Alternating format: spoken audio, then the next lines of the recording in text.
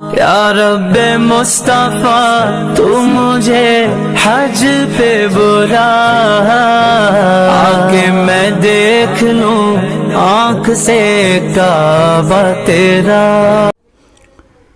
بسم اللہ الرحمن الرحیم۔ حاضرین و ناظرین، السلام علیکم ورحمۃ اللہ وبرکاتہ۔ ذی الحجہ کا مہینہ شروع ہونے کو ہے اور مسلمان اس موقع سے قربانی کی پوری تیاری کرتے ہیں۔ آئیے ہم اس موقع پر آپ کو قربانی سے متعلق کچھ ضروری مسائل آپ کو بتاتے ہیں۔ ایک مسئلہ یہ ہے کہ قربانی کس پر واجب ہے، اس کے لیے کیا شرائط ہیں۔ اس بات کو یاد رکھیں کہ قربانی واجب ہونے کے لیے 4 چیزیں شرط ہیں۔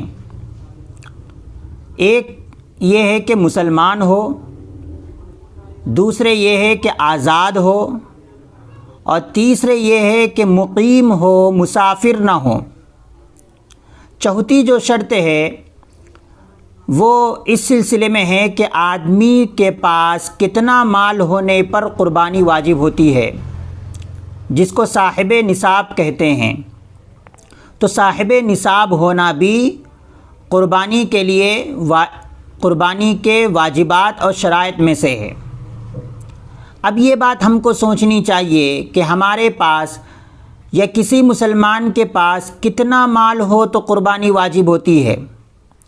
اس کے لیے یہ بات بتائی گئی ہے کہ اگر کسی مسلمان کے پاس اپنے ضروری سامان اور ضروری سواری کے علاوہ گھر کے اندر سامان ہو، جیسے ٹی وی ہے، فریج ہے اور دیگر اور چیزیں ہیں، یہ گھر کے ضروری سامان کے علاوہ ہے۔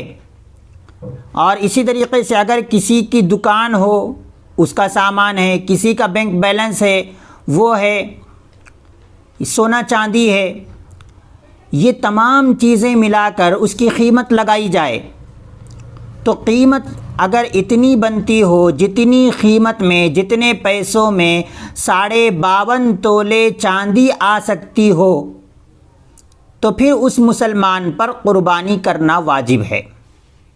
یہ بات اچھی طریقے سے سوچ لیں، اس لیے کہ بہت سارے مسلمان یہ سوچتے ہیں کہ جو لکھ پتی ہے، کروڑ پتی ہے، یا پھر کسی کے پاس ذاتی بڑے بڑے بنگلے ہوں، سواریاں ہوں، کار ہو، اسی پر قربانی واجب ہے۔ ایسا نہیں ہے، بلکہ اگر یہ دیکھا جائے کہ اگر کسی نوجوان کے ہاتھ میں اگر 25,000 30,000 کا فون ہے اور وہ جا کر اب کسی عالم دین کے پاس اپنے بینک بیلنس اور ضروری سامان کے علاوہ جو سامان ہے اس کی ڈیٹیلز بتائے، تو وہ عالم دین بھی آپ کو یہ بتائے گا کہ آپ کے اوپر بھی قربانی واجب ہے۔ لہٰذا اس بات کو یاد رکھیں کہ اگر کسی کے گھر کے اندر کچھ سامان ہو، ضروری سامان ہو، اور ضروری سامان کے سے زائد جو سامان ہے اس کی قیمت 52.5 تولے چاندی کے برابر ہوتی ہے، تو اس مسلمان پر قربانی کا دینا واجب ہے۔ اور ایک دوسرا مسئلہ یہ ہے کہ نابالغ بچہ ہے یا کوئی پاگل آدمی ہے تو نابالغ بچے پر، نابالغ بچی پر جو ہے اور پاگل آدمی کے اوپر قربانی واجب نہیں ہے۔ لیکن اگر کوئی اس کا سرپرست، کوئی بڑا آدمی، اس کے والد یا اور کوئی ان لوگوں کی جانب سے قربانی ادا کرنا چاہتے ہیں تو قربانی ہو جائے گی۔ لیکن ان کی طرف سے یا ان کے اوپر اگرچہ کہ ان کا بینک بیلنس کتنا بھی ہو، نابالغ بچہ ہے، اس کے باپ کا انتقال ہو گیا ہے، لیکن اس نابالغ بچے کے پاس وراثت میں اس کو بہت سارا مال ملا ہے، پھر بھی اس کے اوپر قربانی واجب نہیں ہے۔ اس کے لیے ضروری ہے کہ وہ بالغ ہو، بالغ ہونا بھی ضروری ہے، یہ بھی شرائط میں سے ہے، اس بات کو بھی یاد رکھیں۔ ایک تیسرا مسئلہ قربانی کے سلسلے میں یہ ہے کہ اس مسئلے میں بھی بہت سارے لوگ جو ہے غلط فہمی میں ہیں۔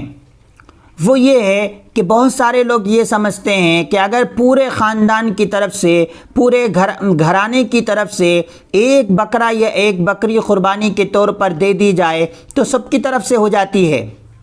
حالانکہ ایسا نہیں ہے، بلکہ جو بڑے جانور ہیں جیسے گائے ہے، بیل ہے، اونٹ ہیں، بھینس ہے، یہ جو جانور ہوتے ہیں ان جانوروں میں 7 لوگ حصے میں مل سکتے ہیں، 7 لوگوں کی طرف سے قربانی ہو سکتی ہے۔ اور جہاں تک بات بکرا اور بکری کی ہے تو بکرا اور بکری کی قربانی ایک ہی آدمی کی طرف سے ہو سکتی ہے، لیکن بہت سارے سالوں سے اور بہت سارے مسلمانوں میں ایسے لوگ ہیں کہ ان کو یہ غلط مسئلہ جو ہے بتلا دیا گیا ہے کہ تم اپنے خاندان کی طرف سے ایک بکرا لے لو، ذبح کر لو، سارے گھرانے کی طرف سے یہ قربانی ہو جائے گی۔ یہ بالکل جو ہے غلط بات ہے۔ اس لیے اس موقع پر آپ کو جو مسائل بتائے گئے ہیں ان مسائل کو آپ اچھی طریقے سے یاد رکھیں۔ مزید ویڈیوز کے ذریعے سے آپ کو مزید جو ہے مسائل بتائے جائیں گے۔ اللہ سے دعا ہے کہ اللہ تعالی ہمیں سمجھنے کی توفیق نصیب فرمائے۔ وآخر دعوانا الحمد للہ رب العالمین۔